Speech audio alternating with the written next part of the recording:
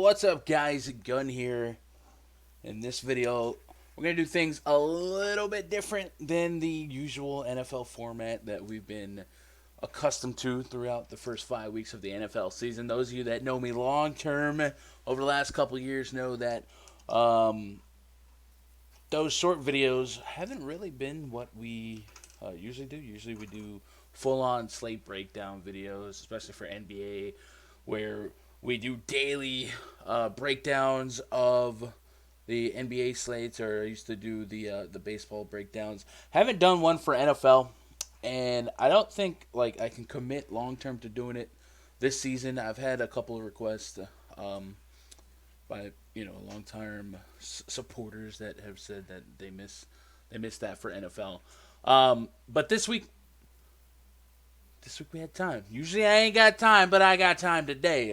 With the baseball being in just a playoff state where I don't have to break down 10, 15 games every day for VIPers, and there's only one game today, and we don't have NBA until another 2 weeks. So figured it might actually just be easier for me to come over here, hit the on-air switch, get a hot mic, and just kind of like spitball stuff on every game. It also might be a cool learning experience. I mean, it's kind of cheap for me to just get on a video and say, "Hey, here's three guys I like."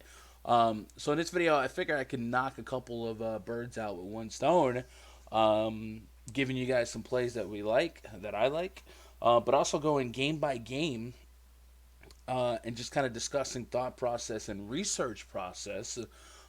So I'll kind of just be like researching live. So this is actually it's not a pure first look, but I haven't done any type of swimming around in the slate. I just took a peek at pricing on Sunday and Monday, and then here we are. So that's what we're gonna do in this video.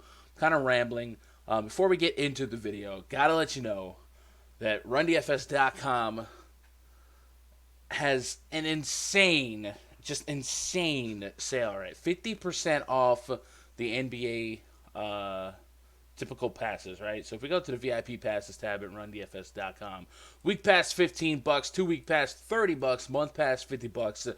These are all literally going to be doubled for NBA season. What comes with the VIP pass? Well, 24/7 access to the RunDFS.com VIP Discord. We pull that on the main stage, and this is going to be this is the hub. This is the mothership of a lot of my daily DFS process. There's so many different chat channels, and then of course we have near daily voice chats, if not daily voice chats, with myself before locks for NBA. We have the Saturday night NFL candle burn. And then, of course, other cats that have cultivated themselves into strong partnerships in the Discord. You can catch them in the voice chats all the time. I saw them in there yesterday talking NBA preseason in the voice chat. So really strong community there. There has never been a better time in terms of cost and financial efficiency to go try it out. So I encourage you guys to go do that. At least grab a week pass, $15. What's the worst that can happen? Come hang out with us this weekend. I've had just one losing week this NFL season, and that was week one. That was the Cam Newton debacle. I ran Cam Newton in cash, and I learned. Ever since then, we haven't looked back, and it's picking up where we left off last year. Then, of course, if you wanted to lock in for all the VIP perks until the end of NBA, we have an option for you there too, the MVP package. So go check that out. Great way to support me, support the channel, support RunDFS.com. Get a little something in return. In addition to the Discord, by the way, I didn't even mention it, but you get access to my spreadsheets, which include easy to read, sortable, easy to understand stats and all that good stuff. And then I'll have player projections for NFL, player projections for basketball, and my own personal player pool. And if you guys checked out any of my NFL week review videos on this channel, you can kind of see what I do in terms of what I list, who I list, why I list them, go into my game notes, all that good stuff. So what we're going to do in this video is I'm going to go look at every one of the 10 games on this NFL slate. I created a tab called the early pool in a spreadsheet, and I'm gonna go each game. I'm just gonna jot down names that kind of stick out to me, and then I'll circle the wagon maybe on Saturday night and kind of rank them a little bit more for the Vipers. So I'm gonna be using research tools in the spreadsheet. I'm going to be using NFL next gen or nextgenstats.nfl.com. This one is an amazing website. If you guys haven't checked it out, I wish I would have put it in my free resource video. If you guys haven't seen that, it's on the YouTube channel. Matter of fact, go to the YouTube main page and I list 5 or 6 of my favorite resources for NFL stats and DFS research. Really cool tool here. And then, of course, we'll be referencing the Vegas odds tab. This is a free resource from Fantasy Lab. So if you guys are looking to play along, that's what I'm using. And, of course, the spreadsheet, you got to be behind the paywall for that. So let's get cranked up, man. We're opening up DraftKings.com. Let's get over. Let's check out some games here. I guess we'll get cranked up with Cincinnati at Baltimore. If we open up the Vegas tabs here, this has the highest team total of the week, and that belongs to the Baltimore Ravens. 29.75 live total. That is the highest on the week. It's actually higher than the Kansas City Chiefs right now, with the spread being -12 in favor of the Baltimore Ravens. The spread is opened up a little bit more, a bucket of a hook for the Ravens, which makes them a larger favorite. And then, of course, their team total has gone up a little bit. So definitely going to want to look at this team and be interested. The first thing I want to kind of digest here is this -12. Usually a home team that's a double or 2 possession favorite. I'm going to gravitate towards the running back there. And, of course, that's Mark Ingram. So just looking at defense versus position and checking out how the Bengals do against a run. The Bengals have allowed the second most rushing yards in the NFL and allow the most fantasy points per game, DraftKings points per game to the running back position, 38.4. So immediately, you got to think about Mark Ingram. I don't care if he's on a timeshare or what with Gus Edwards or all those cats. Mark Ingram is 6,600. This is a massive spot. It reminds me a lot of Week 1 against the Miami Dolphins, where they were 2 possession favorites or multiple possession favorites, and he walked away with 25 fantasy points, 14 carries, 2 touchdowns.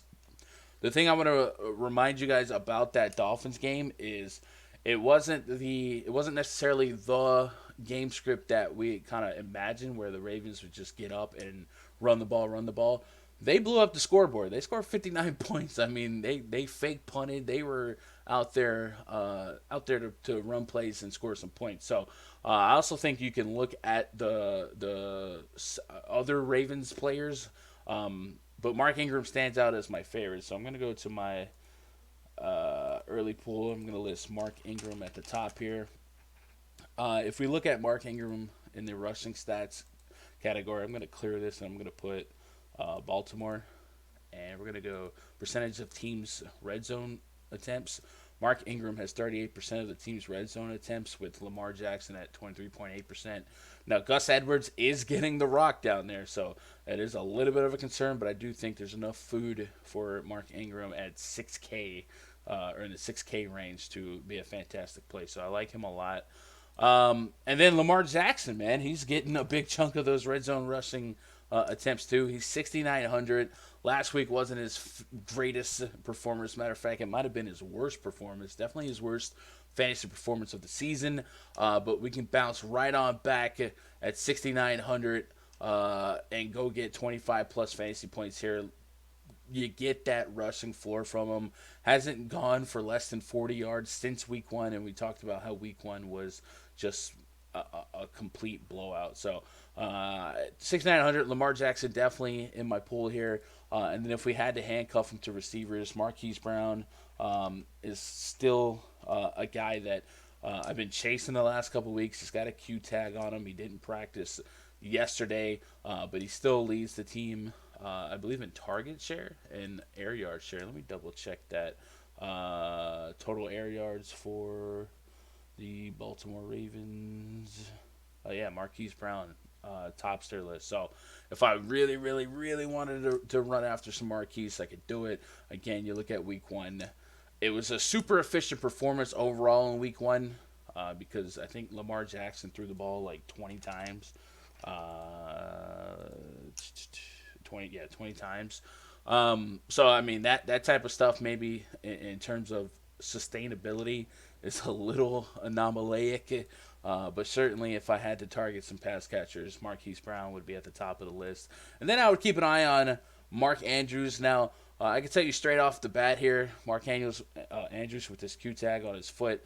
Even if Mark Andrews plays or he doesn't play, I'm so married to Austin Hooper this week that it might be a fault. Like I'm really going to be looking past a lot of tight ends this week just because I know Austin Hooper's my guy. But yeah, that's this game from the Ravens standpoint. Do we like any Bengals? Well, if we go to the injury report via NFL.com/injuries, pull up the Bengals side here. Bengals are looking rough, man. The wide receiver core is really hurt. AJ Green probably not going to play. John Ross back on the IR. Alex Erickson limited participation in practice. He landed on his noggin last week.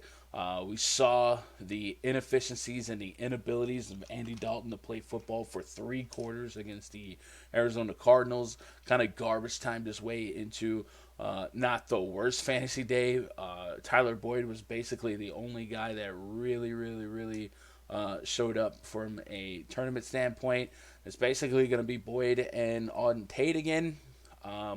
And I think this week I'm a whole lot less excited to go after those receivers than I was last week. If we go to receiving yards allowed and go look for the Baltimore Ravens, the Ravens have allowed the third most receiving yards in the NFL right now, but I think the Chiefs game might be kind of mismatch in that. Last week allowed under 200 passing yards to the Steelers, over 300 to the Browns, over 360 to the Chiefs, 329 to Arizona, and then 179 to Miami. So I'm going to go to the 200 yards or less kind of game here for the Ravens and kind of assume that's a little bit more of a median range of outcomes for what this Ravens defense does or does not do this week. Looking at their defensive injuries, James Smith did not participate. Earl Thomas not participating. Probably, I mean, Jimmy Smith hasn't played all year, right? So maybe Earl Thomas is kind of an issue, but for the most part, I'm not too worried here. Ravens at home probably can figure it out against this Bengals offense. It is really that bad. But I'll be keeping an eye on the injury report. We might do a follow-up Saturday video discussing some of the injuries here. So I'm likely going to stay away from any of the Bengals players. Now, can we play Ravens defense double-digit favorites? Do we handcuff them to Mark Ingram or Ravens running back? I don't think I do at this price at 4,100, but it's certainly not something I would argue against. I feel like if I'm getting to the 4K range, I could make a case for many other defenses for probably less money. So 4K, I mean, that's almost tight end money on a normal day. So I don't know that the Ravens give you 10 plus point floor because they haven't really yet. But certainly against Andy Dalton, if this game script goes their way as a double-digit favorite, if Andy Dalton gets to throwing the ball to a less than stellar core of receivers, he certainly has the ability and propensity to turn the ball over. Has thrown a pick in 3 of his last 4 games, including 2 picks against the Buffalo Bills. Has fumbled in 3 times in his last 2 games, so he certainly can be turnover prone. And when it comes to playing defenses on DraftKings or anywhere, it's all about the touchdown. Can the Ravens get a defensive touchdown? It certainly seems like a range of outcome that isn't asinine or crazy, right? So kind of an easy game for me to break down for the most part. I'm going after Mark Ingram He'll be one of my favorite plays, points per dollar. Then, of course, Lamar Jackson.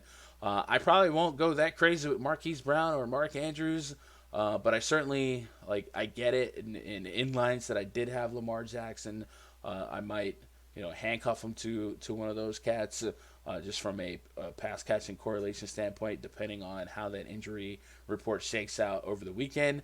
But I think for the most part, Lamar, I can run him naked and not feel the worst about it. And then, of course, Mark Ingram. Can I play Mark Ingram and Lamar in the same lineup? Seems like a negative correlation for tournaments, right? It's if Lamar does well with rushing touchdowns, it might eat into Ingram and vice versa. So I'll be thinking about that. Let me know. Let me know what you guys do with that. But certainly Lamar Jackson and Mark Ingram are making my short list here. So let me go back to my early pool video. Bust out Lamar Jackson. And then we'll move on to the next game, the Seattle Seahawks at the Cleveland Browns. Browns did not look great on Monday night. Matter of fact, they looked terrible. Terrible, terrible, terrible. So we're going to pull up this game total. Seahawks have a live total of 23.75. They're a minus 1.5 point favorite. The game opened up as a 47 over under. It's currently sitting at 46. So middle of the pack, middling total from the Department of Redundancy Department. Not something to run to or away from. What matchups kind of stand out? So we'll go to the defense versus position tab, and let's just put Seahawks and Browns in here. Just kind of see if anything really, really, really stands out.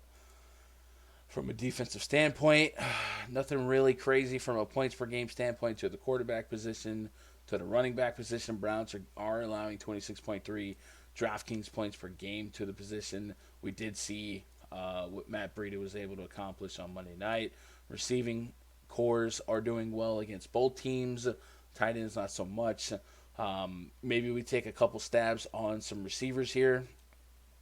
I do think that one of these days Odell Beckham is going to pop off, and now he's under 7K, 6, 7, 9 targets his last couple of games. This is a team that probably needs to start evaluating their approaches to football games. It seems like when they win, they're super happy with how things happen, and their game plan was elite. And then when they lose, you're just wondering what went wrong. Like why are we only scoring 3 points against the 49ers? So Odell Beckham at sub 7K is incredible. He started the season at 8K. Has only had one game where he was somebody you wanted, but 3 weeks in a row of 11 or less fantasy points certainly seems like potential for him to improve on that. It might be a buy low situation for Odell. We don't expect him to be a run-of-the-mill option. We'll say he's had some tougher matchups in the last 3 weeks against San Francisco. We're learning San Francisco could be the number one defense in football. At Baltimore, he was essentially double teamed, which allowed Jarvis Landry to have a great receiving day. And then, of course, Nick Chubb went out and did his thing. And then against the Rams, Aqib Talib, Marcus Peters, not cupcake matchups. You would expect him to be able to do, a little bit more than 56 yards. But, hey, can we make the case that Odell's matchups haven't been great last 3 weeks, and this could be a bounce-back spot for a team that's, I think we can consider desperate? Yeah, I think so. So I don't mind a couple of stabs at Odell. Just put him errantly in a player pool.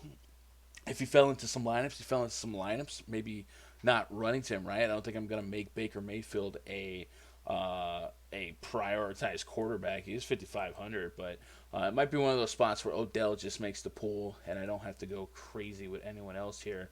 The Seahawks,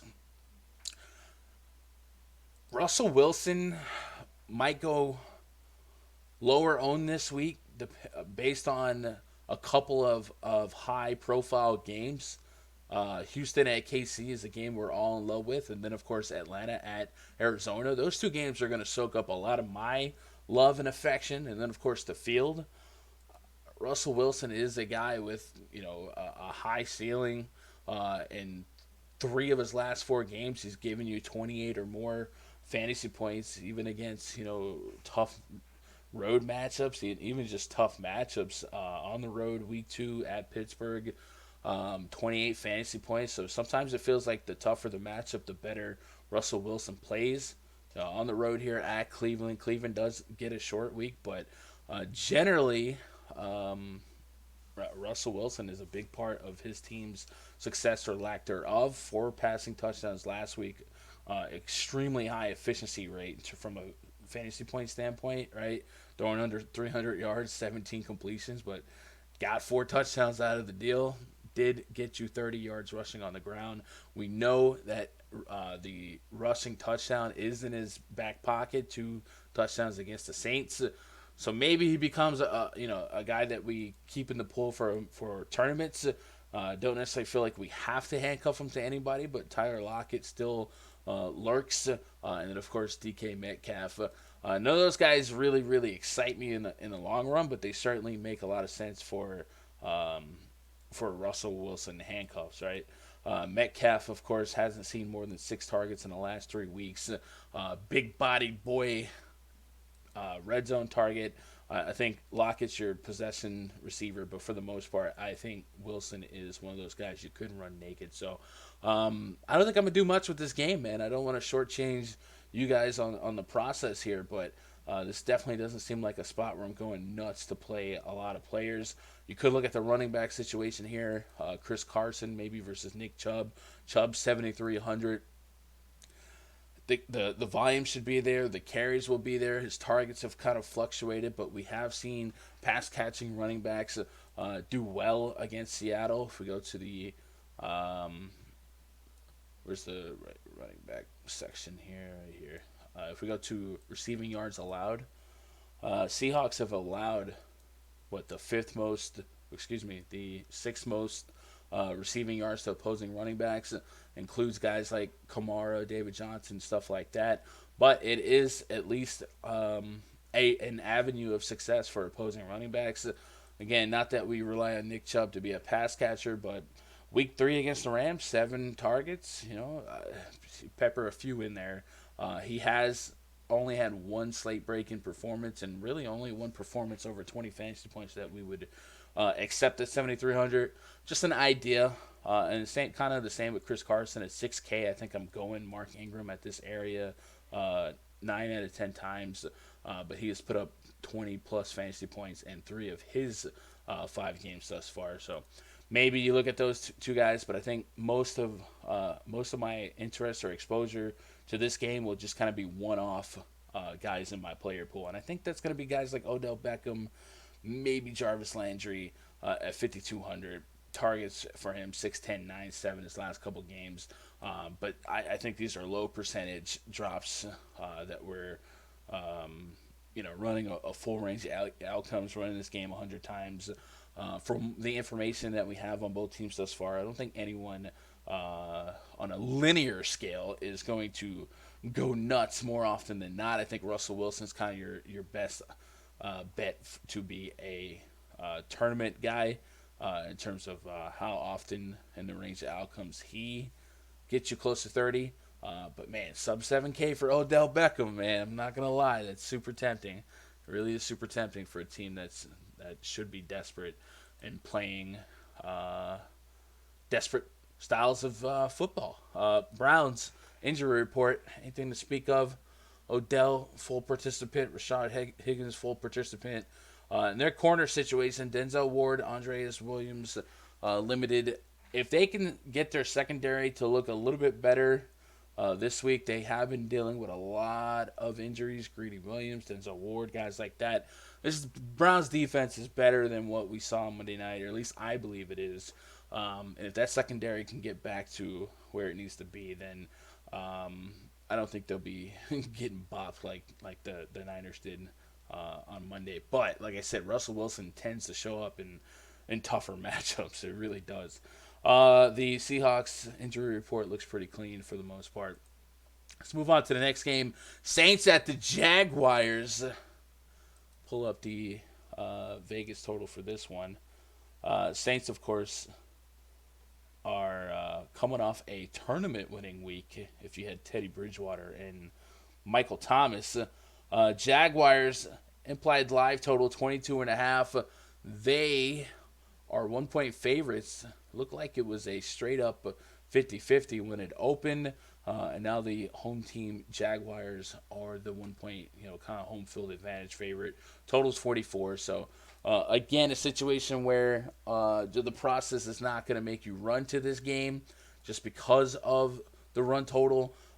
Saints on the road outside of a dome raises some question marks. And today, saw a couple tweets suggesting that potentially Jalen Ramsey gets back into the fold and plays corner for the Jaguars today. So we're not getting 6.6K Michael Thomas this week. He's been severely underpriced in the last 2 weeks. Now he's closer to his week 2 price of 8K. I think 44.2 against a Buccaneers defense that is not good. Certainly does not seem like a range of outcome that will hit against Jalen Ramsey if he is covered. But I do think the availability or lack thereof of Jalen Ramsey will be key here. If you could put Ramsey as a shadow on Michael Thomas, Michael Thomas is an elite receiver. He can't guard Mike. He can definitely thrive, but you have to at least appreciate that the resistance versus Jalen Ramsey is much, much stronger than probably anything Michael Thomas has seen this season. So if Thomas walks away with 25 or less at 7,800, I don't mind being on the low side or the no side of that. And then if Michael Thomas isn't thriving, to me, the offense has to go through Alvin Kamara if they're really, really going to succeed. Kamara, 16 attempts last week, 7 targets. So in 2 games with Teddy Bridgewater, we've seen 7 and 10 targets. And then, of course, that yucky game against Dallas, just 3 targets. So somewhere in the middle here is the potential for Alvin Kamara to have a great fantasy game at 8K. He put up 37 fantasy points at Seattle, which was his best fantasy output of the season. If we go to the Jaguars defense, they did just play Christian McCaffrey. We saw what he was able to accomplish. Jaguars on the season, however, are allowing just 165 receiving yards, but 610 rushing yards. And in the grand scale of the NFL, that 610 rushing yards is the 4th most in the NFL, behind the Chiefs, Bengals, and Dolphins. Man, I don't know if I would have guessed that. 5 rushing touchdowns allowed as well. So maybe they funnel the ball away from Michael Thomas just a little bit, and Alvin Kamara gets a shake. I do think an 8K running back on the road, considering the matchup and the alternatives, is a little bit risky. And I'm probably not going to be the high man on that. But certainly kind of stands out as how this offense would succeed if Michael Thomas is limited in his output, right? Do we expect other Saints receivers like a Ted Ginn or somebody to step up? I think it's possible, but it's not something I'm chasing. We reverse that there on the Jaguars side. How does this 1-point favorite Jaguars team succeed? Well, so far, this Gardner Minshew-led offense has basically had two-wheel drive, one being Leonard Fournette, the other being DJ Chark. So I think you could look at the Minshew-Chark handcuff. Minshew just 5K on DraftKings, put up 27 fantasy points in a tough matchup last week against Carolina. Carolina going into that game was one of the league's best pass defending teams. And on the season, that one individual game kind of pushed them down a little bit in terms of receiving yards allowed. If I go Control F on the Panthers, oh, there's a J in there. I put them at just under league average. So big game, big hit for them. But we still got to believe that James Bradbury is above average to a plus corner there. So if you put him on DJ Chark, I think you got to lean on a guy like Leonard Fournette just a little bit. And he comes to us at $6,700. The volume on Fournette is amongst the highest in the NFL when it comes to running back usage. 20 plus carries in back to back games. The targets are there in neutral game scripts. He had 7 targets last week. I mean, if you didn't see the name and you were hearing 20 plus carries, I mean, that's 30 touches, right? You'd be all over that. 6,700 definitely feels like a depressed, suppressed price. So I'm in on Fournette for the most part, right? But I will say the Saints haven't really allowed a lot of juice to the opposing running back position. And I think we can all look at Ezekiel Elliott, what he was able to accomplish or was not able to accomplish. The points per game for the Saints to the running back position, 19.9. That's top 6, top 7 in the league. So hasn't been a cupcake matchup by any stretch. But like I said, the volume's there. Sometimes you got to bet on volume over matchup or volume versus matchup. So I think if you play Leonard Fournette, that's kind of what you're doing here. And then what do you think about DJ Chark? I think at 5,500, we're going to have a lot of interest. Certainly appears to be Gardner Minshew's favorite target. And going into the last 2 weeks, Marshawn Lattimore was statistically one of the worst corners in football. But then you look at a pair of wide receiver ones in the last 2 weeks. Amari Cooper wasn't able to get anything done, and Mike Evans had zero anything last week. Look at Amari Cooper against the Saints, 5 catches on 8 targets, 9 points, 48 yards. When he was covered by Lattimore, not much was happening. Then, of course, Mike Evans was just literally a zero. So, where is Marshawn Lattimore ranked for you guys? And I think if you think he's still exploitable, if he doesn't see a majority of his snaps against Chark, if that's what you believe, I think you can look at Chark just because the volume and the goal to get him involved is certainly there. He has 100% been Minshew's favorite look in the end zone when it comes to passing. If we go to receiving stats, percentage of team targets in the red zone, and then we go to Jacksonville. Chark has 29.41% of the team's targets in the red zone, 5 touchdowns, so he's converting a lot of his opportunities, and we're talking, 6 targets? 5 targets inside the 20? My man's catching every red zone target. Come on, buddy. That's nuts. So you got to love some DJ Chark on paper if you can get past the matchup. But I honestly got to say, man, this 5,500, it's one of those volume / price / opportunity. The price isn't that scary for the matchup. Right? It's not an 8K gamble. It's not a 7K gamble. This is a guy at 5,500 that if I throw him in, a 20 entry max or even a cash lineup, I mean, he's given us one game of less than 17 fantasy points thus far.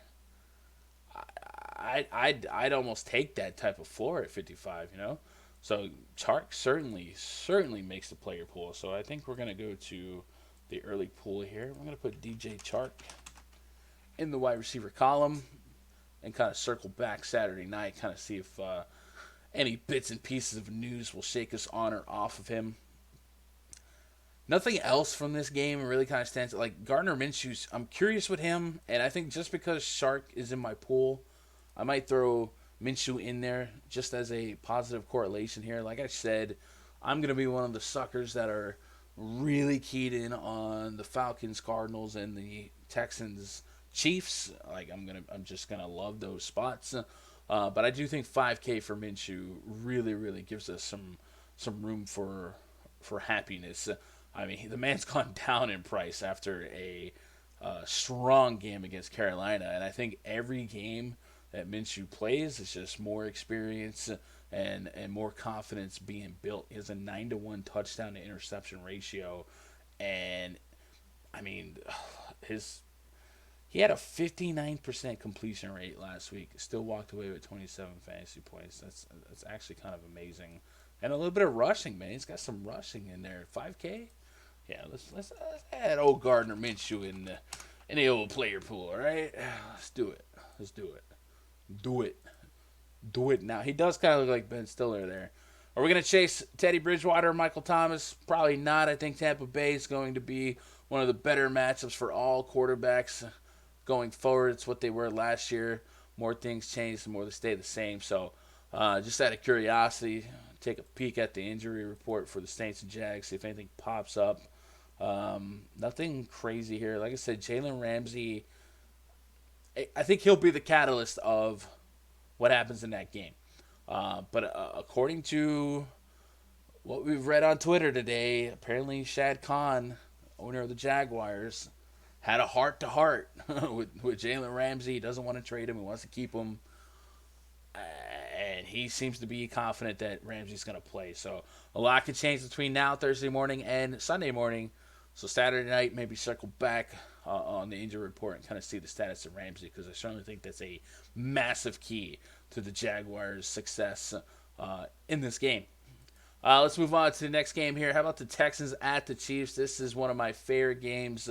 29.5 is our Chiefs live implied total, and then the Texans have a 25.5 implied total. The over-under on this game is 55.5.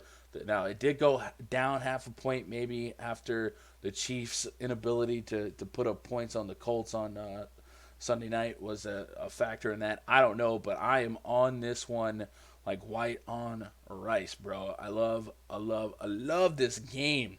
Love it. So we'll start on both sides here. I mean, I'm sure where we at? Thursday. I'm sure you guys have heard a lot of people gassing this game up. First of all, Deshaun Watson was my quarterback of choice in Week 5, and he did not disappoint. 44.74 fantasy points. If you saw my Week 5 review, Watson was my cash game quarterback, and I handcuffed him in cash to Will Fuller, and that right there was enough to probably sniff the cash line in and of himself. So, of course, we were fortunate to add Aaron Jones and Michael Thomas to that. So, we almost had 200 points on 4 players.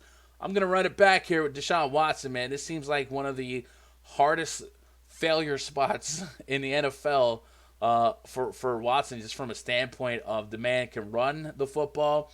He runs the ball in the red zone, has 3 rushing touchdowns on the season.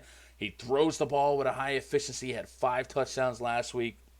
If we go to his passing stats, actually, we don't need to go to his passing stats. Let's go to defense versus position, because Watson has had some tough matchups. But I knew the sun will come out tomorrow, and when he gets better matchups like he did against the Falcons, he was going to show up. Fantasy points allowed per game. Chiefs, 22.5 DraftKings points per game allowed. 7 touchdowns on the season. 2 rushing touchdowns on the season. Yeah, that's kind of what I want. I'm going to take that all day long, all day strong. And then how about receiving fantasy points per game allowed? Chiefs. Where are we at, Chiefs? Chiefs are actually lower than I thought they were. 31.5 fantasy points per game, but I don't care. I am handcuffing Watson with Will Fuller again, but also DeAndre Hopkins. This is a coming out spot. Targets have been there. They haven't been what they have like they used to be. Hopkins used to be, the highest targeted guy in the league, often fighting for receptions lead. Fuller's kind of emerged as a decent alternative, a solid wide receiver too. But Hopkins, kind of like Michael Thomas yesterday, he's looking like he's ready to explode. Burst out for a big game. Missed a 100-yard bonus by 12 yards last week. He's on the wrong side of touchdown variance, I think. Hasn't had a touchdown since week 1, but in week 1 we saw kind of what we could expect from Hopkins. He had 2 touchdowns in that game, 34 fantasy points. Certainly think, Will Fuller having the second highest scoring receiver game of all time behind Terrell Owens is not going to happen every week. So we split that in half here. We give DeAndre Hopkins some love. I'm all about D-Hop, Nuke being in the pool this week and being a solid bounce. I don't want to say bounce back because it's not like he's been bad, but being a solid, hey, I'm still here 2 spot. Will Fuller goes to $6K after being $4,500 last week. It's $1,500 price increase enough for 20? Yeah, I'll take $6K for 20 fantasy points. I do think that's a reasonable range of outcomes here. He was targeted on like 45% of his routes last week. That's a lot. I think I think they were in it, they were feeling it. But I certainly think this week at 6K, there's still reason for me to go back to the Will Fuller well against the Chiefs. I only need half of what he did last week, and even a third of what he did last week is acceptable at this price. So Fuller, Watson, and Hopkins stacks are going to be one of my favorites of the week, and we're going to go to the early pool and add all those names to the early pool, right? And I'll be honest, this is one of the reasons why I didn't want to do a wide receiver video, because I didn't want to tout both the Texans and Will Fuller in the same thing. I just love this spot for him. I love the matchup for him. And I love the game. I think this game could shoot out. So let's run it back. Houston, give me those three. I think because of how bad the Chiefs have been against a run, like you could legitimately be curious in Carlos Hyde and Duke Johnson.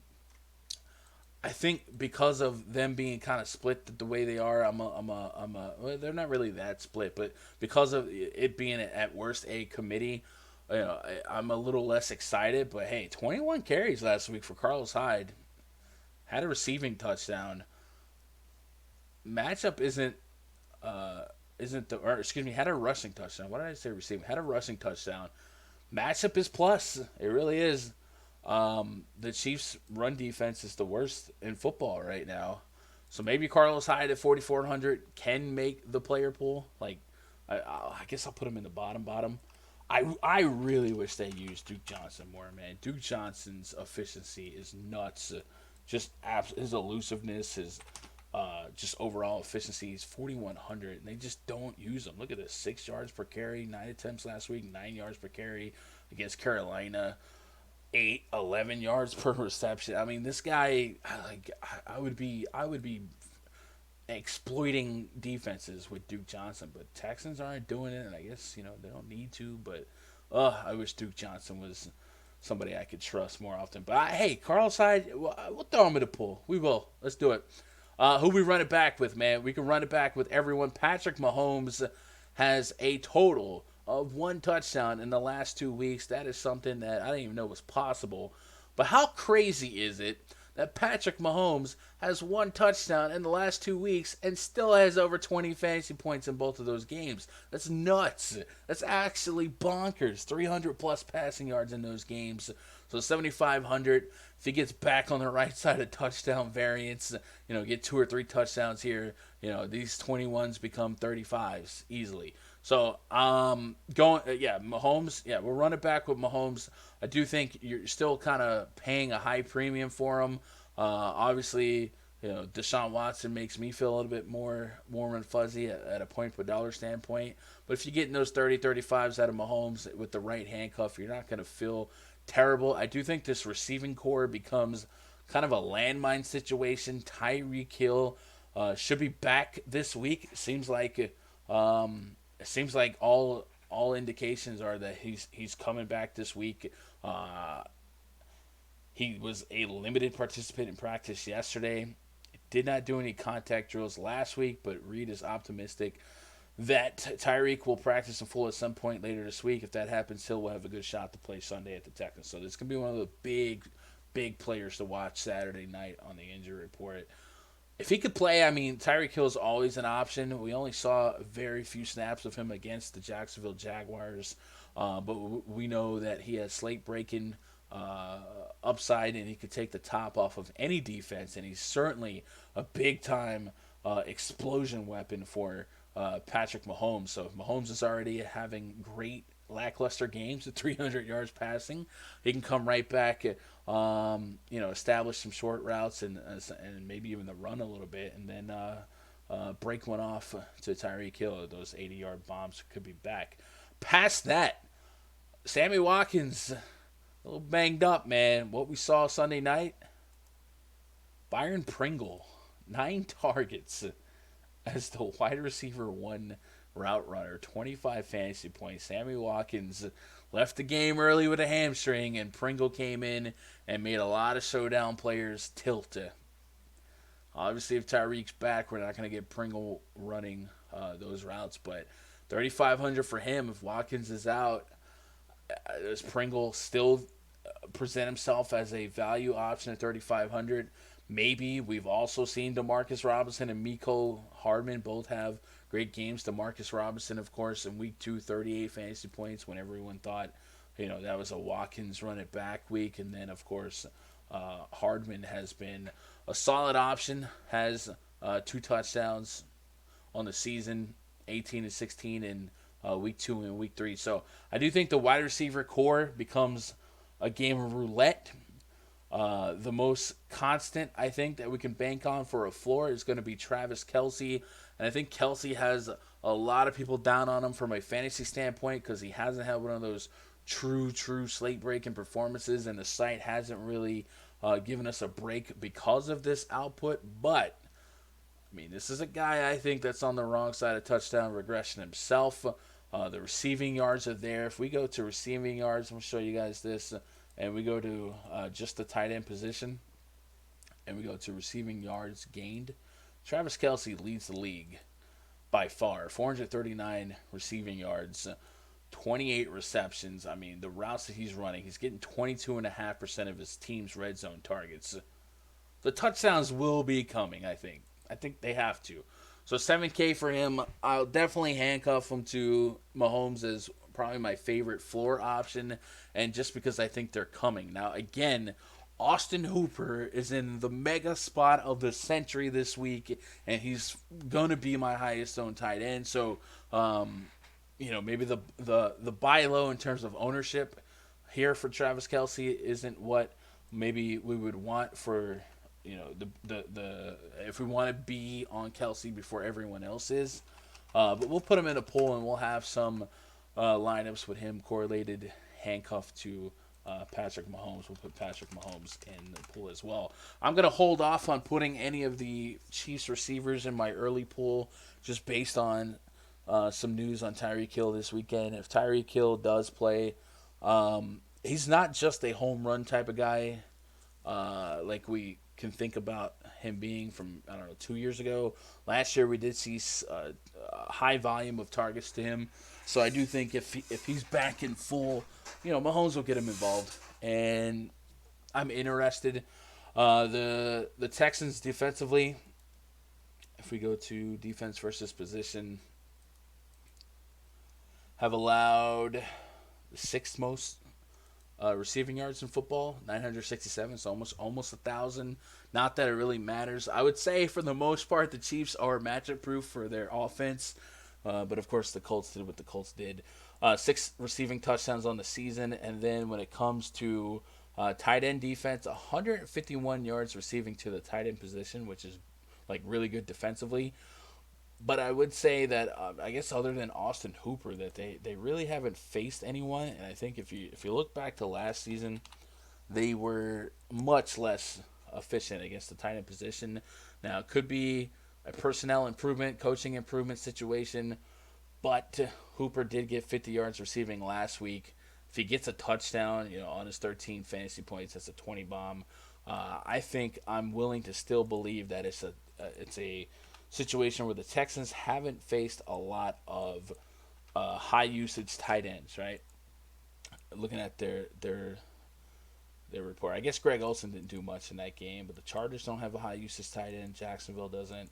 Jared Cook doesn't count really for the Saints, and Drew Brees was in that game. So I'm willing to believe that the Texans can still struggle against the tight end position, and I also just think Travis Kelce is a wide receiver. So I don't mind playing Kelce here. I'm not too scared of the matchup. So hopefully this game is super entertaining. It's 2 of my favorite quarterbacks to watch in the same game. It's going to be must-see TV for me. This is the type of game that they should have in prime time. But I'm all over it. I love it. Give me Texans. Give me Chiefs. And let's move on. Washington at Miami, man. The Tank Bowl. This game This game is ugly on paper, ugly all around. The Redskins, as expected, fired Jay Gruden. The Dolphins, yucky. The total for this game is 41 points. The Redskins right now are 3.5 point favorites. For what that's worth, they were 4.5 point favorites. I think as ugly as this game is, I do want to split it open and try to find some value. But I don't even know that we have a confirmed quarterback for the Redskins. Is it Keenum? Keenum practicing full Wednesday. I guess it's Keenum. It says Keenum is on pace to start Week 6 in Miami after taking a seat the past Sunday. So if Keenum is the starting quarterback, not that I want to play Keenum. I don't. He is 5K. Not that I want to play Keenum here. I will look at guys like Terry McLaurin. Now the coach has come out and said that they want to run the ball, run the ball, run the ball, run the ball, run the ball. No matter what the score is, like they want to run the ball. How much of that is coach speak? How much of that stands to be true? If they're down a touchdown, two touchdowns, that remains to be seen. But it's not. I can't believe now that they're not going to throw the ball 20-25 times. So Terry McLaurin comes right back into play for me. 7, 8, 9, 7 targets on the season each game. Last week against the Patriots, bad matchup. The game prior, he didn't on Monday Night Football, right, against the Bears, 8 targets, still had a touchdown in that game. One of the toughest matchups you could ask for. I think this Dolphins defense is not something I'm running from. I do think at 6K Terry McLaurin is there. Does he have tournament winning upside because of what we assume is the coaching philosophy of run the ball, run the ball, run the ball? That remains to be seen. I think at 6K there's plenty of guys around him that are a little bit more interesting for upside. Just from if we look at the grand scheme of 6K receivers, there's McLaurin, and at the same price, Will Fuller. You're going Will Fuller there. But just from breaking this game down individually, I think you could consider him. I don't think I'm going wild with the Redskins. If you really wanted to buy into this, we want to run the ball thing. Adrian Peterson's 4,500, 7-11 attempts this last 2 weeks. Again, new coach. They want to run. They want to run. They want to run. I don't trust Peterson, but the Dolphins have been the worst run defense in football. Basically, they've only played 4 games. And have still allowed the third most rushing yards in the NFL, behind the Bengals and Chiefs, teams that have played a whole more game than them. Like, that's insane to me. So if I told you Adrian Peterson at 4,500 is getting 20 carries against that defense, do you play him? I think the idea is there. And then vice versa. How about this? The Redskins, their run defense not great either. They've allowed 542 yards on the season. That's a lot. Could you play Kenyon Drake at 4,400? He hasn't had many carries because his team hasn't had game scripts to give him carries. I mean, this is his team losing games by 30-plus points a game. This Vegas spread kind of suggests that it's a little bit more neutral. And Kenyon Drake, probably their best talented player, right? I think so. Targets are there, 5, 6, 6 targets. Could Kenyon Drake at 4,400 pop in for 15, 20 fantasy points? I definitely think it's possible. I feel more warm and fuzzy about playing Kenyon Drake on 2 weeks of rest and preparation than Adrian Peterson on a Redskins team that doesn't know who their quarterback is, doesn't know who their coach is. You know what I'm saying? The Redskins are in a real weird situation. So I like Kenyon Drake here. I get playing Peterson or Thompson just based on what this coach is spitting out. I don't know. I'll have to really dig in on this Redskins situation, but it's a lot of yuck. But I'm curious with some Dolphins value. I really am. I'm not gonna play Josh Rosen, right? But this whole this whole Dolphin starting situation is cheap. Josh Rosen, 4,500. I'm not gonna play him because I like Watson, I like Kelsey, I like Matt Ryan, I like Kyler Murray, but he's really cheap. Maybe on I don't know. I don't know what I'm getting at, but give me some Kenyon Drake. How about, just stay with me here. How about we can punt a wide receiver 3? Every week I tend to punt one receiver in cash. Could we look at this Dolphins offense and punt Devontae Parker or Preston Williams at 42, 4,100? If we go to nextgenstats.nfl.com and look at air yards, right? How about percentage of? No, let's go to straight up air yards. Average targeted air yards. Devontae Parker leads the NFL in average targeted air yards. Now I know a lot of that is because they're down 30 points and they got to chuck it. I get that. But he also leads his team in air yards. 33% of his team's air yards go to him. He has a 41% catch rate, not great. This matchup though, this matchup gets a whole lot better than what we've seen.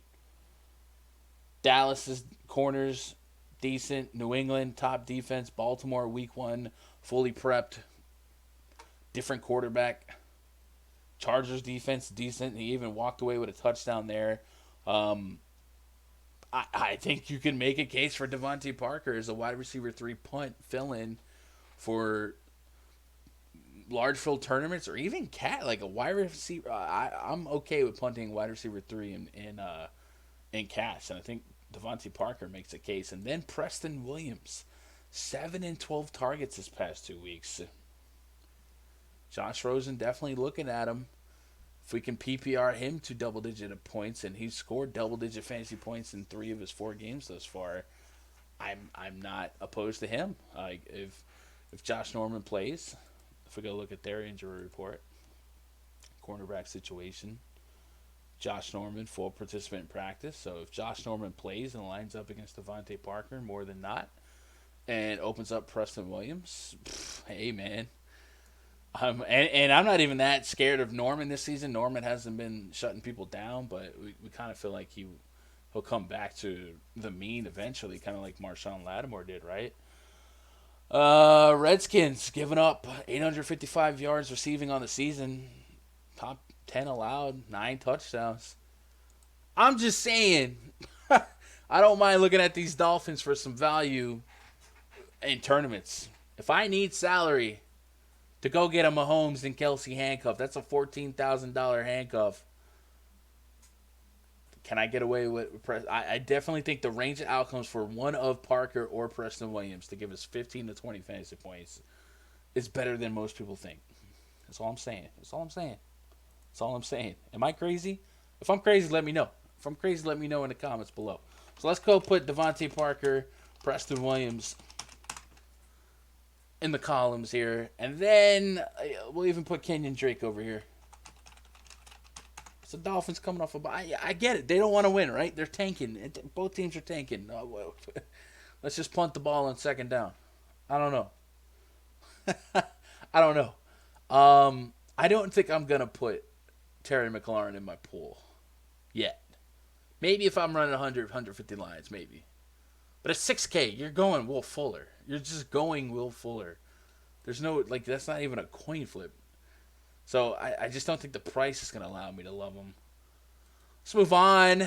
We only got a couple games left, 5 games. Appreciate you guys sticking with me. If you haven't already turned it off, what's this guy talking about? How about the Eagles at the Vikings? Pull this game up. Vikings, by the way. Adam Thielen last week. Squeaky wheel. Got all of the grease. Very low total here. 44, another 44, mid-40 total here. Eagles at Minnesota. Minnesota at home tends to be a strong defense. The Eagles have an implied total of 20.5 points, where the Vikings have a total of 23.5. There are 3-point favorites. I think the Vikings at home is going to be a defense I don't want to pick on. I think last week was a good get-right situation for them. They're 2,600, by the way. In their 2 home games, they've put up 16 and 7 fantasy points. And then just generally speaking, they've been pretty tough to score on. Their worst game coming at Lambeau at Green Bay, where they gave up 21 actual points. But man, the passing yards allowed under 200 in three of their last four games, including that Green Bay game. I do think you can argue that maybe the matchups haven't been great, right? Rookie quarterback under center for the Giants. Trubisky hasn't been impressive. Derek Carr in Minnesota, like, I get it. You can argue that. But I think I expected this Vikings team to be good coming into the season. And I thought last year was a little bit outlier-ish in terms of how they struggled in some weird spots. The personnel from the year from 3 seasons or 2 seasons ago versus last season versus this season has been a lot of overlap. So I like the Vikings defensively at home to be tough to score on. Because of this and because of everything else that's on the slate, I don't see how I land on a lot of Philly here. Carson Wentz at 6K. Don't think I just don't see how I get here. I don't like his weapons. They have a running back by committee. Zach Ertz, like 5,400 for Ertz. I could see it, but Goddard's there. Like, I do think I think I like to play tight ends against tough defenses just because, like, that's how you scrap. The Vikings have been bottom 10 officially against tight ends, 35 receptions allowed, 74.5% catch rate. So, like, it does look like if you're going to get to the Vikings, it's probably going to be through the tight end position. But even then, like, it's not something I'm running to. And Austin Hooper exists. And Austin Hooper's cheaper than Zach Ertz. So I just don't see myself on Eagles as of Thursday morning. Vikings. Do we run it back with the Vikings? So, as much as I love Dalvin Cook this season, is this a bad week for him? Dalvin Cook, by the way, 8,400, has been just amazing. Amazing. 27 plus fantasy points in 3 of his 5 games this season. His 19 fantasy points, which is his lowest of the season, came on the road at Soldier Field with just 35 yards of rushing. He PPR'd his way to 19 fantasy points with a touchdown. I think we start putting him in the conversation, not in terms of like comparing him to CMC, but in the same line of thought as Christian McCaffrey or even a Leonard Fournette. Is his volume just too high to be worried about a matchup? I don't know. I am worried about the matchup. I'll say that. The Eagles are kind of a funnel defense, right?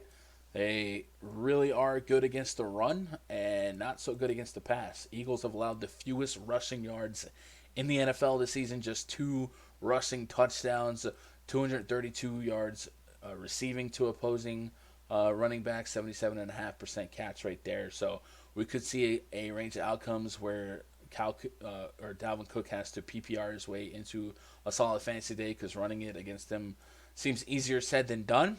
But where you attack them has been through the air.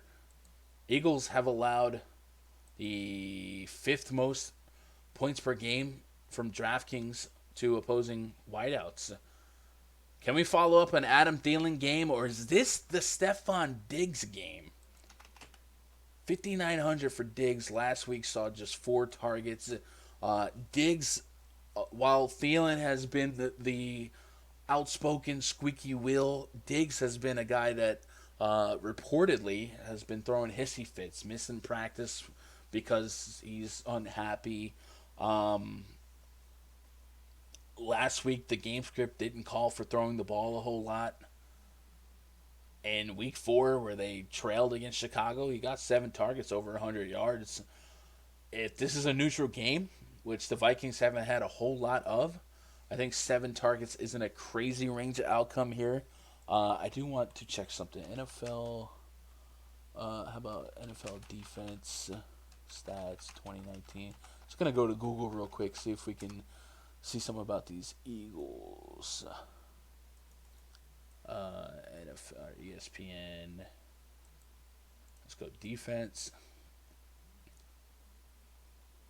There used to be a metric. Or I mean, I know there's a metric. I think it's on NFL.com. NFL.com defense. Here it is.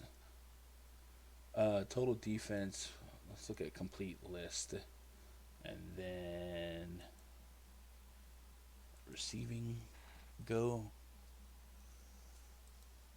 So this is what I like to look at. The NFL.com has this. I know a couple sources have it. What I'm looking at here is the defense statistics page on NFL.com. And if you look at these columns over here, 20 plus and 40 plus, this is how many times this defense has allowed a catch of over 20 yards and how many times they've allowed a catch over 40 yards. And that's usually what I like to look at for a defense that's really bad against the pass. The Eagles are not as high as I thought they would be. They are.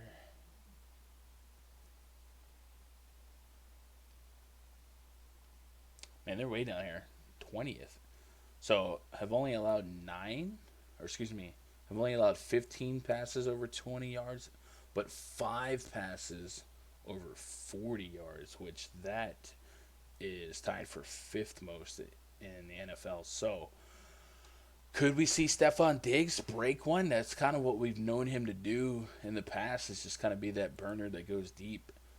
Maybe the price is right for him to be that guy. I mean, Thielen was an uncomfortable click last week, but he did his thing. He's 6,700 here, 35 fantasy points on 8 targets last week, 18.6 yards per reception. Definitely think there's a case for Diggs here. Thielen did not practice today because of an illness.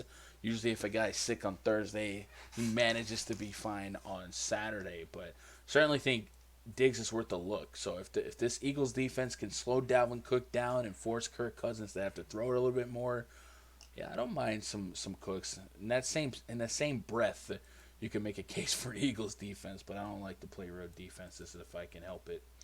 So I guess Diggs in the long shot area of my player pool, right? In the long shot area, Stephon Diggs down here. This is the guy who used to pay 8K for, right? Not playing Kirk Cousins. Definitely gonna have to think more on Dalvin Cook. Are you guys gonna take some shots on Cook? 8,400. Like I said, the volume is huge. Matchup not so much, but he's been so good that his volume just might trump matchup. So that's one we're going to be thinking about going into the weekend. And maybe discuss a little bit more in the candle burn on Saturday night. Just 4 games left. Atlanta at Arizona. Next game to discuss.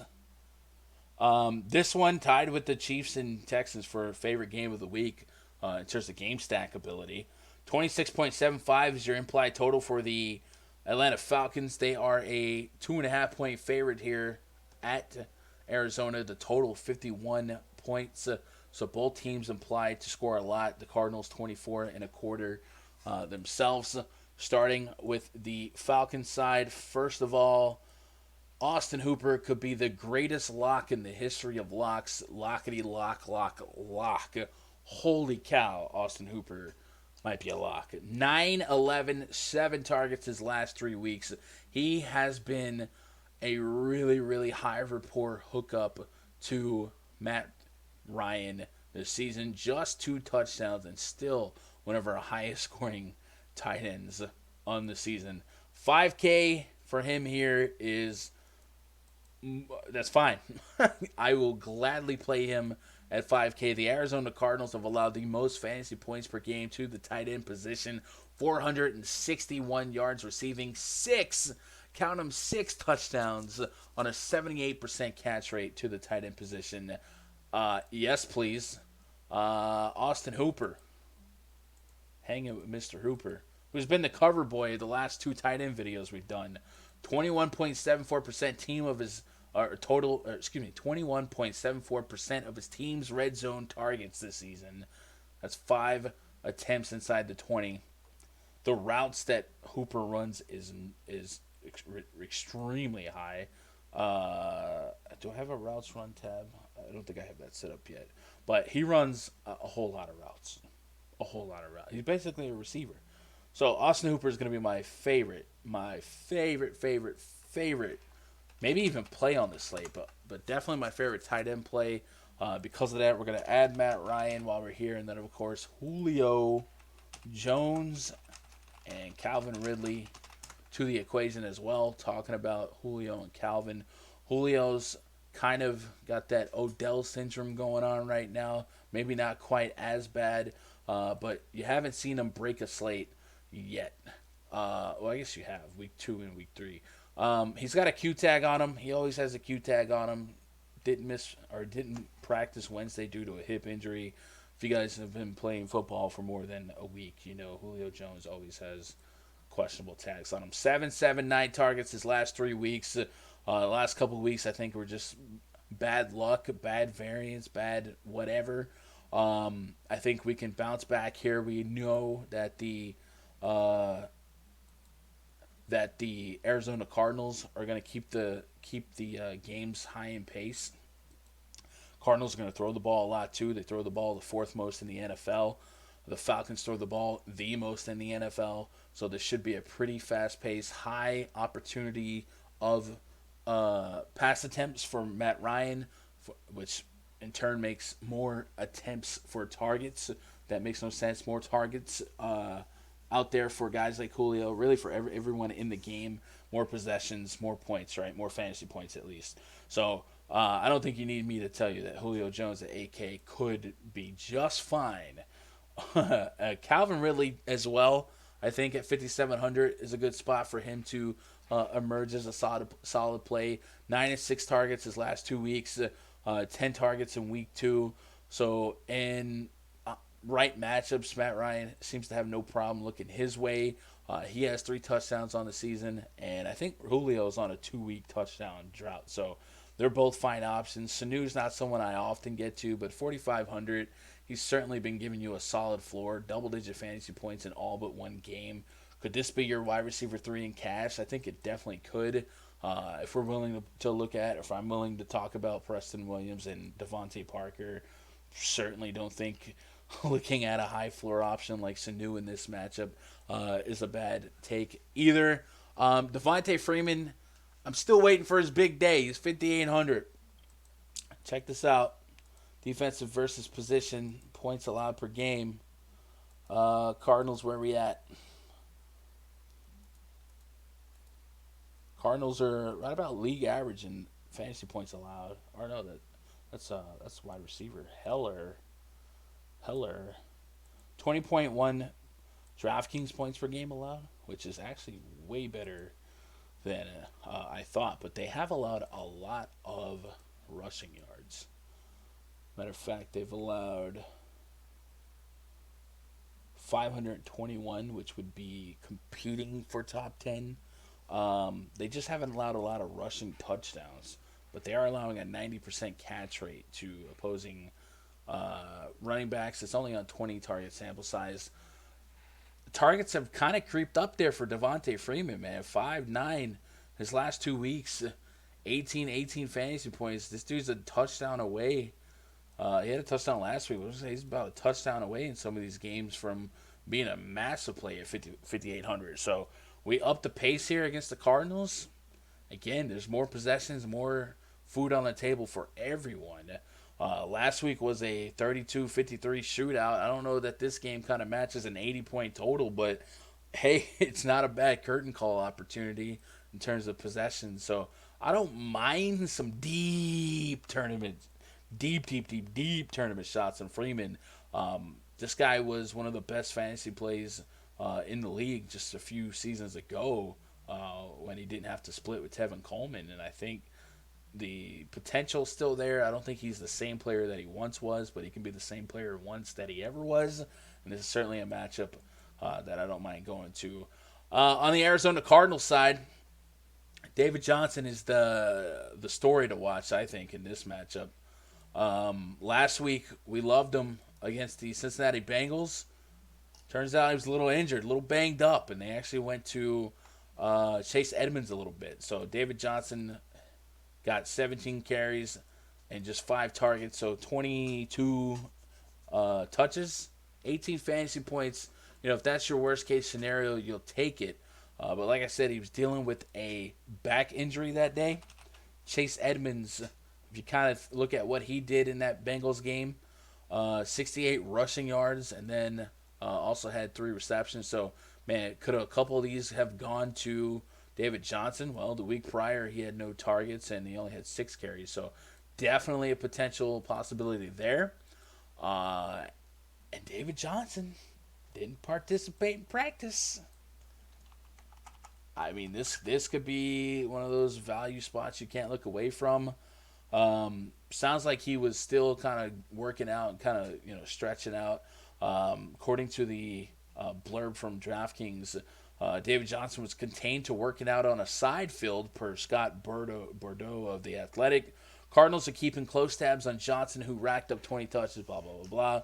Considering he's touched the rock at least 17 times before. Blah blah blah blah. Long story short, if David Johnson doesn't play this week, you have to play Chase Edmonds, right? Like at 4,600, you would have to play that. You would. I would, right? So keep an eye on the David Johnson situation, just for the simple fact that Edmonds could get up. Even if Edmonds got 60% of David Johnson's workload at 4,600, the targets alone in PPR at 4,600 is enough for me to be involved or interested. If we go look at the Cardinals versus the running back, let's go look at receiving yards allowed.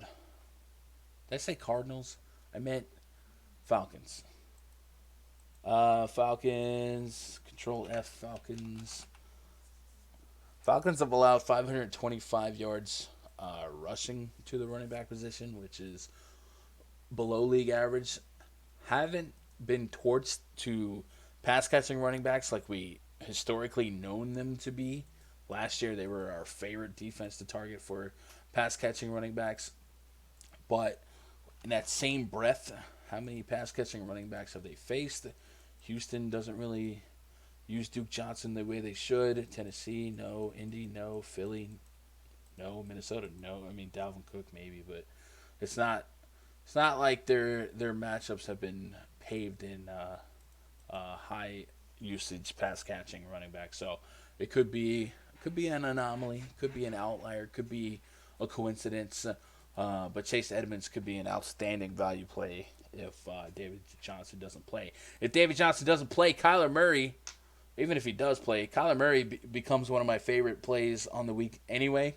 6,500 for him. What we saw in week 1 versus week 5 has been a natural progression to what we all expected from Kyler Murray, and that's the ability to run the football. Week 1 against Detroit, Matt Patricia and his defense have been notorious for containing running and rushing quarterbacks. And Kyler Murray in his first game, they didn't ask him to run the ball much. And then on the road at Baltimore, same story, same dance.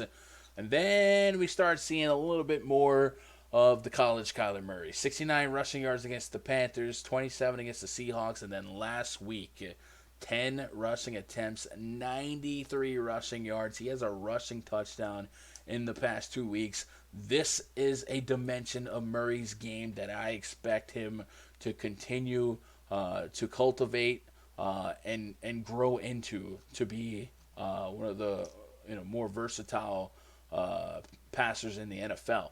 Now, he only has 4 touchdowns passing on the season. That's the same amount as interception he has. So there's still some rough around the edges grooming to be done, right? But the Falcons defense has certainly had its struggles in the last couple of weeks. And this is a guy that's already averaging 21.5 fantasy points per game at 6,500. Could he capitalize on the matchup? Does he have some more confidence now that he has a quarter of a season kind of under his belt? Falcons, by the way, allowing the 5th most fantasy points per game to opposing quarterbacks. Definitely think so. So I don't mind Kyler Murray at all. He's going to be one of my 4 core quarterbacks in my player pool, right? We pull that up. Go back to the player pool tab. And Kyler Murray, Welcome to the show. Who do we handcuff him with if David Johnson's not able to play? Wide receiver core for him looking like Larry Fitzgerald and a couple questionable marks. Fitzgerald, 8-5-7 targets the last couple weeks. I think you can still look at Fitzgerald, but I also think that this air raid offense is very, very, very spread out. That I don't mind running Kyler Murray by himself. But if we look at the injury report for these Cardinals, Demir Bird, Christian Kirk, both limited participants in practice. So maybe if Christian Kirk comes back, we know that he was a guy that Murray was looking at. 12 targets against Carolina, 8 against Baltimore, 12 against Detroit. Maybe we can go back to him. But I certainly think I don't feel forced to handcuff a receiver to Kyler Murray. I don't mind running him naked by himself. So we'll see what happens with this receiving core situation. Keyshawn Johnson, last week 7 targets. I wasn't really running to him. I know he got a little bit of steam, but I was just running on Tate at that price range. So I don't need to go dumpster diving here. But I think Larry Fitz could be a fine option here. Love that game, though. I don't think I'm going to go after either defense. Let's move on. San Francisco at the Rams. Boy, the Rams are worrisome, right? The Rams, by the way, have the 3rd highest run total. I keep saying run total. That's a baseball thing. 3rd highest implied total. 27 real points implied for the Rams. That's higher, by the way, than the Cardinals and the Texans. The Falcons and the Texans and the Cardinals, for that matter. The 49ers are looking good. That's a tough one for me. The total for them for this game has gone up, which is interesting, and their spread has gone from 3 to 3.5. So if you ask me if this line would go up or down, I would have said down. I mean, this Niners defense is looking legitimate. Really, really legitimate. Points allowed per game, the 5th fewest in the NFL, 15.5 points per game. Passing yards per game, the lowest in the NFL, the Niners. Rushing yards per game, the 2nd lowest in the NFL. Receiving yards per game, the 3rd lowest in the NFL. To receivers, to tight ends, the lowest in the NFL. Metrically, this is the toughest matchup on paper. And I'm all about context, right? The Browns, Baker Mayfield, I get it. There's question marks there, but hey, Odell Beckham, Jarvis Landry, Nick Chubb, they shouldn't have been suppressed like that. Pittsburgh, all right. Mason Rudolph, banged up team, okay. Cincinnati, it's the Andy Dalton. I get it. Jameis Winston, they dominated him, and we've seen Winston go and slap the Rams in the face, right? Is the Tampa Bay game the only game that we can really, or maybe even Cleveland? I don't know. I don't know what to believe is real and what's fake. But on paper, this is the best defense in the NFL, and they're going against one of the conference favorites to win it all. So I'm actually I don't mind that you give the Rams enough credit to score this much, 27, right? But, man, is it really going to keep going up after what the Niners accomplished on Monday Night Football? That's interesting. Well, I don't imagine that I'm the only guy thinking like that. So maybe the Rams, with this 3rd highest team total, becomes a contrarian play that you can justify with Vegas information. Jared Goff has been a home road kind of guy at home this season. 23.9 fantasy points on the road, 16.5 fantasy points. We pull up the old statmuse.com. NFL Jared Goff, DKP by game log at home last 10 games. His last 10 home games, 27, 20, 24. There's a 15 versus Philly, 40, 26. So, at home he's been a fine option. He loves himself some Cooper Kupp, and so do I. Cooper Kupp, 7,100, 29, 29, 36, 20.6. Can the 49ers be the team to shut this down? 17 targets, 15 targets is insane. Do we bank on volume here? The matchup's tough, right? It's hard to love any of these players versus this matchup, but if they're going to achieve this team total, Cooper Kupp certainly appears to be a part of that. And then Robert Woods and Brandon Cooks. Brandon Cooks has a Q tag on him. Plays that make sense. I don't think I'm going to run to Gurley, even though I think the Gurley isn't part of this offense is an overblown myth. 6,200 for him. He's still playing 70% of team snaps. Like, that's enough for me from a running back one. But I don't like this matchup. I really don't. So I think Cooper Kupp would be the only guy I would have from this Rams team that I would maybe take some shots on. And I definitely think no one's going to play this 49ers defense. They're 2,700. Look at the entire league. And this is bottom half price defense. Statistically the best defense in the league, right? 19, 27 fantasy points in 2 of their 4 games. I'm just saying. I don't know. I think Sean McVay and his Rams team are got punched in the jaw. I think they go to the film room and kind of figure things out. But I'm a little bit perplexed by this game from a Vegas standpoint, and I think if the way the lines are moving, people are on the Rams to kind of bounce back here. So I gotta be on Cooper Kupp if that's the case. But I'm also wondering if this 49ers defense and other defenses start looking at this Rams team and prioritizes Cooper Kupp as their guy to guard first and foremost. But man, the volume and target share for Cooper Kupp is nuts. So that might be one of those volume trumps matchup situations that we'd have to bet on. On the 49ers side, I don't think I'm going to run to Jimmy Garoppolo. I mean, their receiving core is so spread out. Their running back core is so spread out. I know Matt Breida had a big game Monday night, but a lot of it was on a 83-yard touchdown, right? You take that out of the equation, you had 11 carries total. So, like, I think George Kittle is the only 49er player that I can really bank on for floor and involvement. He had 8 targets in that Cleveland game, 20 fantasy points with a touchdown. So I think Niners team are just going to be super spread out that I don't love each spot individually, and I'm already infatuated with Austin Hooper. This is probably the hardest to read game on the slate, man. I think so. I would love to hear where you guys are at on some of these plays. I think I'm allowed this Niners defense to kind of just get me off of a lot of Rams players. I do think just because of volume, we take a shot on Cooper Kupp. But outside of that, I'm not running to get exposure to either side. Just taking a look at the Rams injury report, though, just to follow up on that Q-tag on Brandon Cooks. Limited participation in practice, and Aqib Talib didn't participate. That's interesting.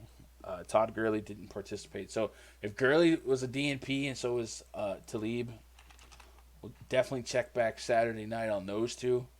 McVay said Gurley was a non-participant due to a thigh contusion in his left quad.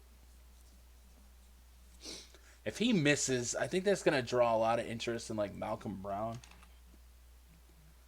But boy, is the matchup not great. Yeah, I don't know where I'm going to be at on that. Aqib Talib, if he misses, certainly opens up the receiving core a little bit. It'll just be Marcus Peters. And right now, that Rams defense hasn't looked super sharp either. So that's a game to follow up with big time on Saturday night, looking at that injury report. And then I just want to see Saturday if that line movement is still positive for the Rams. That's super interesting. Tennessee at Denver. That's a whole lot of yuck, a whole lot of nope. I've been staying away from just about every Tennessee game this season.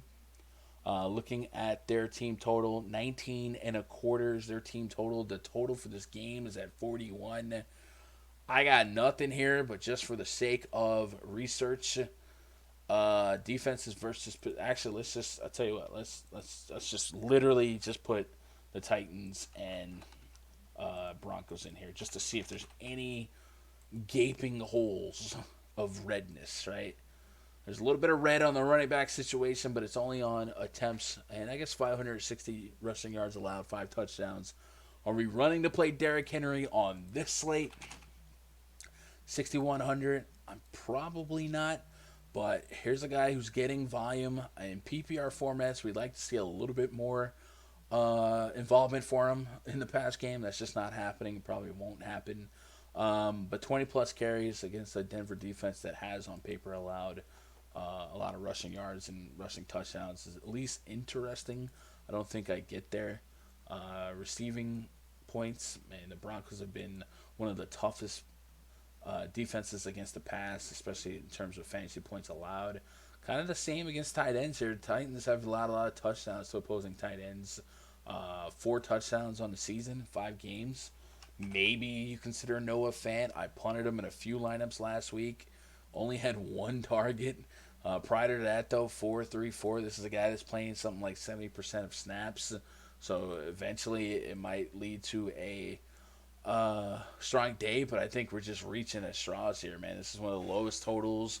2 yucky offenses that play slow. I don't think I'm going to have much in this game, man. If I'm if I lose because this game popped off, then I'm just gonna lose, man. If you guys got any secret gems in this game, please let me know what you got. But I just avoid Tennessee games. I really do, and this one will not be any different. So that leaves us with 1 game left: the Dallas Cowboys at the New York Jets. The total for this game: the Cowboys 26 and a quarter implied points. The total is 45. They're a 7.5-point road favorites. The Jets have a total of 18.75. This game becomes a little bit different than maybe people thought Monday morning because Sam Darnold looks like he's going to play. He's received full medical clearance to resume playing. Will start against the Cowboys. Not that oh snap, here come the Jets, but it's got to be better than Luke Falk, right? Is that his name? Yeah, Luke Falk. It's got to be better. It can't be worse. But just starting from a 7.5-point spread, that leads us to look directly at Ezekiel Elliott, 8,500 for him.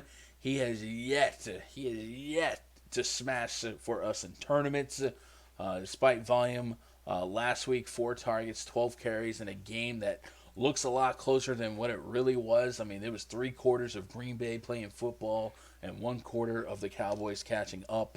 So that was just a game script that was not favorable to him, despite Green Bay being a really, really porous and weak run defense. So Ezekiel Elliott definitely in play here, 8,500.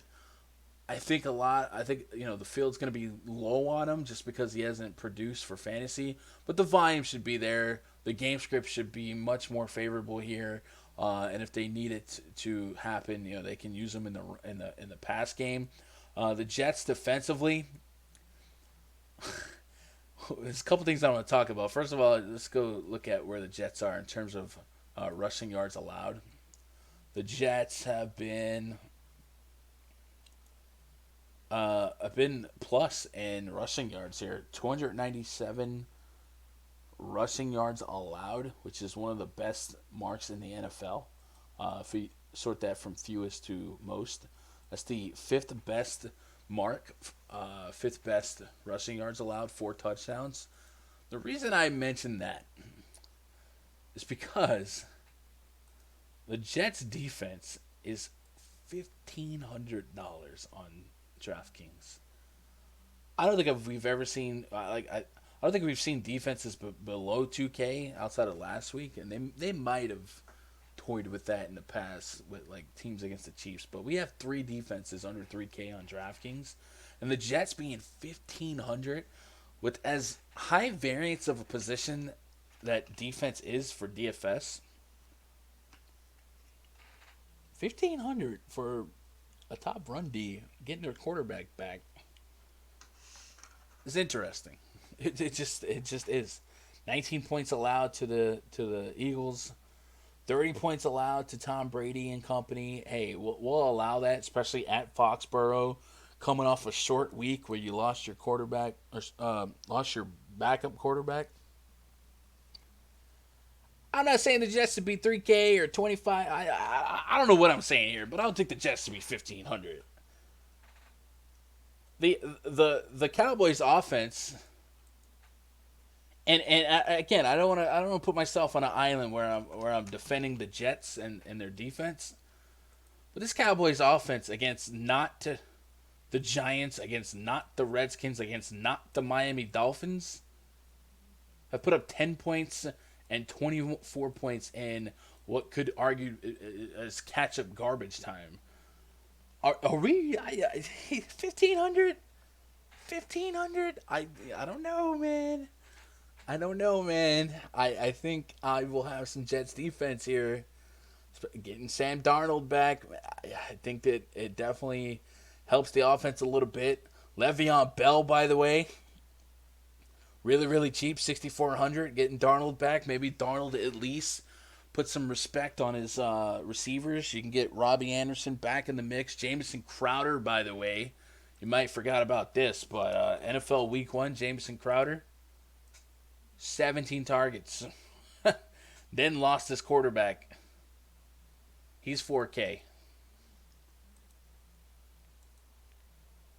I think that in and of itself helps Le'Veon Bell at 6,400, who has been struggling to put up big fantasy days.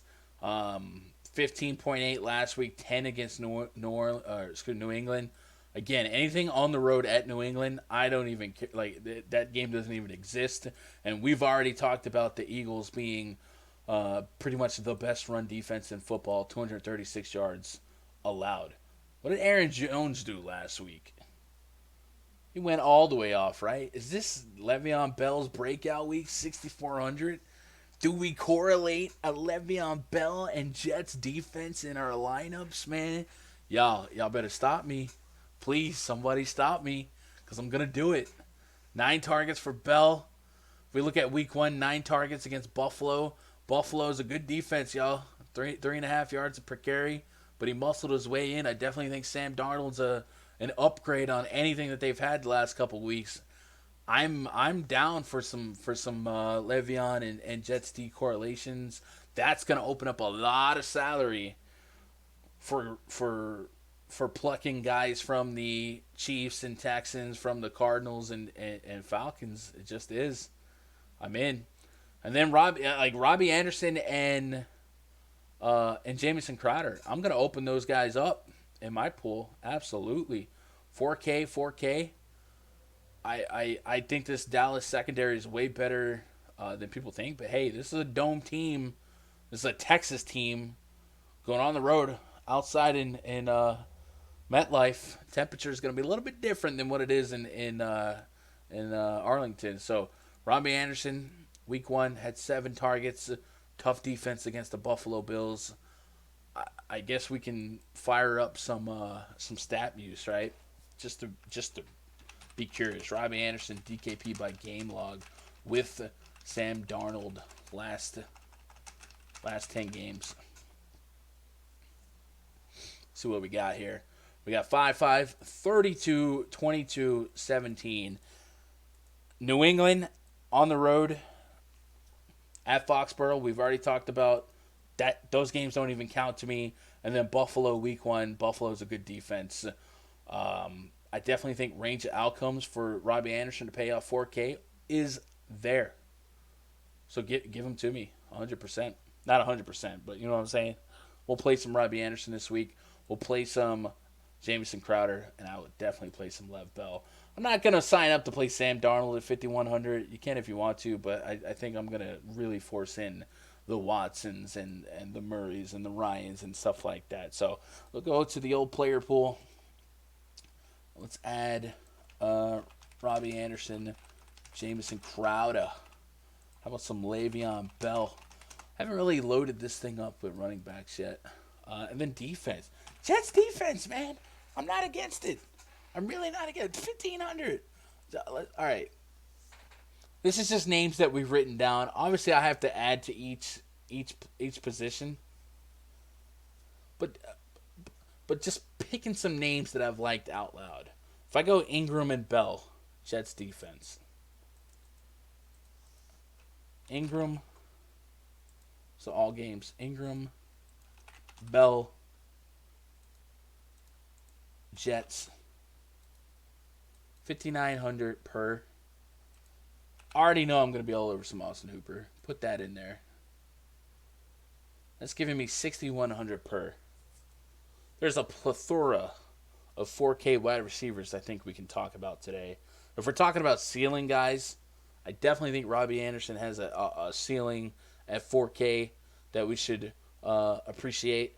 If we're talking about floor guys, Mohamed Sanu seems like a pretty high floor guy. So just at 4,500, we'll throw him in there. Now let's start handcuffing quarterbacks. How about some Watson at 67? You can throw Hopkins. You can throw Fuller back in there. Just out of curiosity, we threw Fuller in there. 6K. I mean, we've got plenty of money to make some moves here. And if we wanted another high-end running back, we could see what happens with David Johnson. But, guys, if David Johnson's out and you could just plug in Chase Edmonds here, dude, this is stupid. This is actually stupid. So, I'm going to be on some Jets defense. It's allowing us to do some stuff. It's allowing us to do some stuff. So anyway, that's kind of my first look at this slate. maybe we open up some eyes to some players. If I miss some players that you guys are definitely on right now, let me know. Like, leave a comment. Let me know where I'm missing. We're in this together. And this weekend, I will have my NFL spreadsheet set up. I'm going to carve my player pool as tight as possible. I'm going to have my tier 1s listed, my tier 2s, 3s, and 4s. If you guys want to see where I land, go to rundfs.com, get yourself a VIP pass. Half off right now, $15 gets you in for the week. That's the lowest it's ever going to be. It's going to go back to $30 in 2 weeks. And then this will be the last week you can get the month pass for $50. The month pass will be $100 in 2 weeks. And between you and me, if you do some math, if you get the month pass now, you're actually going to get 2 weeks of NBA in there because NBA starts in 2 weeks. So a month is 4 weeks. NBA 2 weeks. There's 2 weeks there. Math, man. It's science. It's science. If you guys like this kind of video, let me know. If you prefer the short end videos of me naming 3 quarterbacks, 3 running backs, 3 wide receivers, let me know. Like, I'm genuinely curious because looking at channel analytics and what videos have succeeded for me and what videos have failed in terms of views and whatnot, I definitely have some ideas and question marks. So these type of videos, these slate breakdowns and discussions have been my most popular over the years. A lot of times I have guests and whatnot. Like I said, I can't commit to doing this every week just because I don't even know. I don't know how long I've been blabbering. I'm assuming an hour and a half. And it's hard to find that. But if you like these more, maybe I can try and find some time every week to do it. But if I can't, we'll try and do something. But NBA in 2 weeks. If you guys got anything else for me, twitter.com/GundackerSports, man, that's the place to do it. This Saturday night, group chat in the rundfs.com VIP Discord. Go get yourself a week pass. Go to the VIP thread. You'll get a link to the Discord. Jump in there. These cats are ready to do it all. They're going to play NFL Showdown tonight. We got Baseball Showdown tonight. Those guys are grinding everything. Hockey, they're crushing hockey right now. NHL season, full swing. Lots of fun times, man. It's a really good time to be a sports fan. So I'm going to get out of here. I'm going to go get some stuff done. I appreciate you guys hanging out with me. Hopefully I made some nice background noise for you if you're playing video games or at the gym or whatever you're doing, man. I do appreciate you guys making me part of your day, your week, what have you. I will catch you guys in the next video. I love each and every one of you. Good luck. God bless. Go win some money.